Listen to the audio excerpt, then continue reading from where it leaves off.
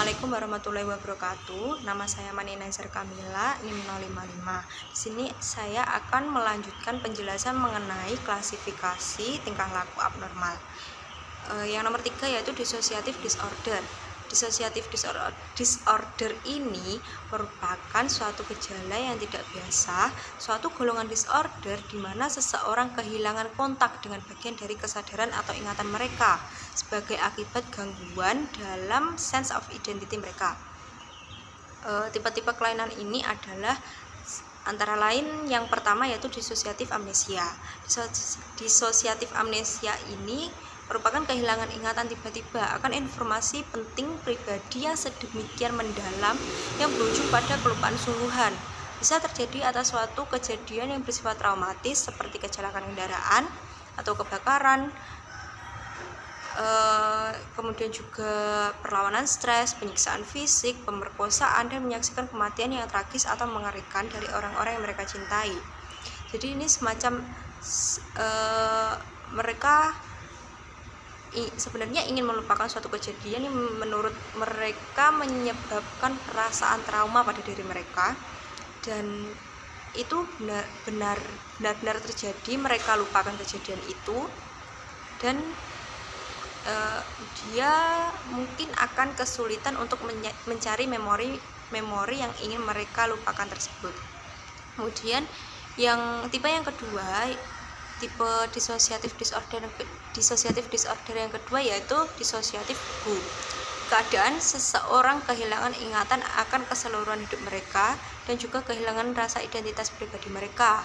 Penderita bisa tiba-tiba lupa tentang namanya, keluarganya, tempat tinggal, atau tempat kerjanya. Tapi anehnya, dalam waktu bersamaan penderita malah mengingat hal-hal yang tidak berkaitan dengan identitas mereka. Kemudian tipe yang ketiga yaitu dissociative identity disorder. DID mencakup hidup berdampingan dalam diri seseorang dan biasanya sangat berbeda satu sama lain dan bersifat pribadi. DID bisa berasal dari trauma emosional yang terjadi sejak anak-anak.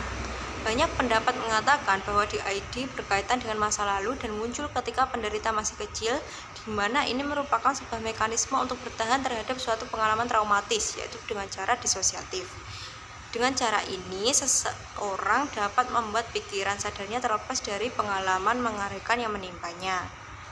DID merupakan kelainan kejiwaan yang membuat penderitanya memiliki kepribadian ganda yang masing-masing memiliki nama, sifat, atau watak yang berbeda dan selalu ingin menjadi orang lain.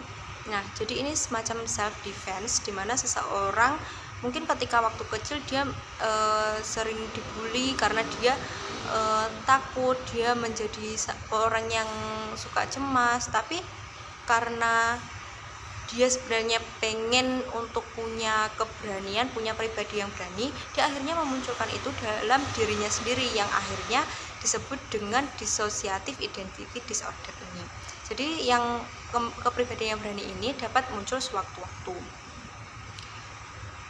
Kemudian klasifikasi yang keempat yaitu mood disorder.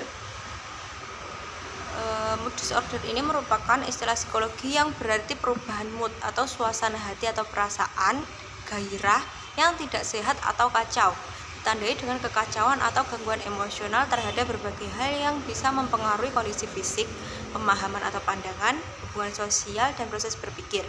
Penderita bisa sangat meluapkan ekspresi secara berlebihan seperti rasa girang dan senang yang terlalu berlebih atau rasa sedih, putus asa, dan kehilangan minat atas hal-hal yang sangat menyenangkan baginya. Mood disorder penyebabnya seringkali tidak jelas atau stimulusnya kurang faktual karena tiba-tiba saja menderita merasa bad mood atau good mood. Sifat umum yang terjadi pada penderita adalah sekali waktu bisa sangat menyenangkan dan bersahabat, tetapi sekali waktu bisa menjadi ketus, galak, pendiam, bahkan depresif. Sekali waktu sangat optimis, sekali waktu sangat pesimis. Mood berubah hanya karena persoalan yang sepele yang terjadi karena tekanan yang lahir dari tafsiran negatif penderita terhadap sesuatu.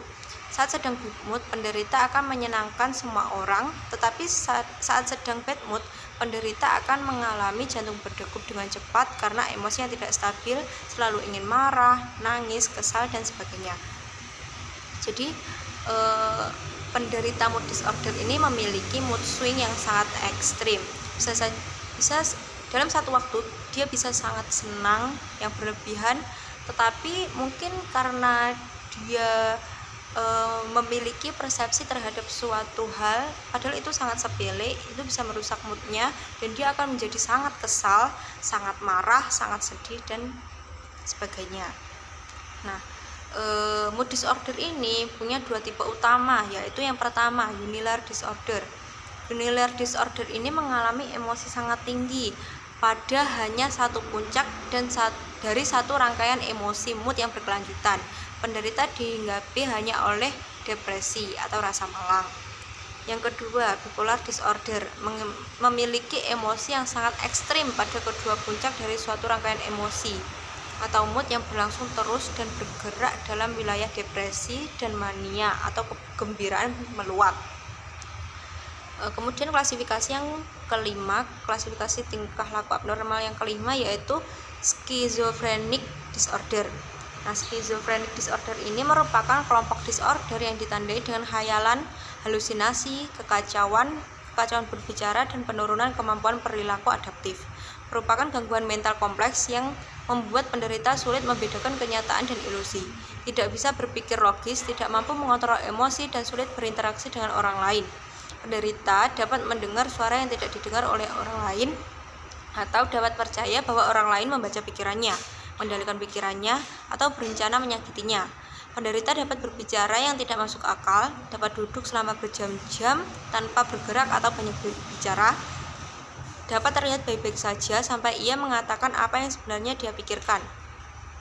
Pengalaman tersebut dapat sangat mengerikan dan dapat menyebabkan ketakutan, kecanduan, atau kemarahan yang ekstrim. Skizofrenia merupakan sebuah gangguan yang terjadi pada fungsi otak. Gejala pertamanya adalah pikirannya menjadi irasional. Kegagalan berpikir mengarah kepada masalah penderita yang tidak mampu memproses dan mengatur pikirannya, tidak mampu memahami hubungan antara kenyataan dan logika. Lalu, deterioration yaitu suatu kemunduran dalam hal kualitas fungsi rutinitas seseorang dalam pekerjaan, hubungan sosial, dan perhatian pada diri sendiri, termasuk kurang perhatian pada kesehatannya. Berikut adalah disordered perception yang gejala umumnya adalah halusinasi, mendengar sesuatu yang sebenarnya tidak ada. Suara yang didengar biasanya bernada negatif tentang penderita. Yang terakhir adalah disturbed emotion, yaitu suatu gangguan emosi. Penderita menunjukkan emosi yang datar, hanya memberikan sedikit respon emosional terhadap sesuatu. Bisa juga menunjukkan respon emosi yang tidak sesuai, sehingga tidak nyambung antara situasi dengan apa yang dikatakan. Tipe-tipe skizofrenia adalah sebagai berikut. Yang pertama, paranoid, didominasi oleh khayalan akan penyiksaan atau penganiayaan, atau juga khayalan akan kehebatan dan kemegahan. Penderita percaya bahwa dia memiliki banyak musuh yang ingin menyakiti dan menindasnya. Penderita menaruh curiga kepada teman-teman, bahkan keluarganya, atau menghubungkan penyiksaan yang akan dialami itu dengan sesuatu yang misterius. Penderita selalu merasa sedang diamati, diintai, atau akan diserang. Untuk menghadapi penyiksaan itu, penderita sering mengembangkan khayalan tentang kehebatan atau kebesaran yang ia miliki. Penderita percaya bahwa dia harus menjadi orang yang sangat penting, memandang dirinya sebagai investor besar, pemuka agama, atau pemimpin politik yang dikagumi. Tipe yang kedua yaitu katatonik, ditandai dengan gangguan pada otot. Beberapa penderita mengalami bentuk ekstrim dari penarikan diri yang dikenal dengan nama catatonic stupor. Penderita bisa benar-benar tidak bisa bergerak dan tanpa lupa akan lingkungan sekitarnya untuk jangka waktu yang lama. Beberapa penderita mengalami catatonic excitement atau kegembiraan. Penderita menjadi hiperaktif dan sedikit kacau. Tipe yang ketiga yaitu disorganized type. Gejalanya adalah kemunduran perilaku adaptif, emosi acuh tak acuh, sering bicara ngawur, terkikih-kikih, dan benar-benar menarik diri dari lingkungan sosial. Khayalannya sering terpusat pada fungsi-fungsi yang bersifat fisik, yang artinya yang artinya mental atau jiwanya tumpul, kesadarannya masih jernih, tetapi kesadaran akunya sangat terganggu.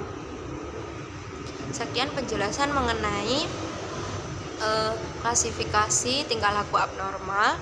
Terima kasih atas perhatiannya. Wassalamualaikum warahmatullahi wabarakatuh.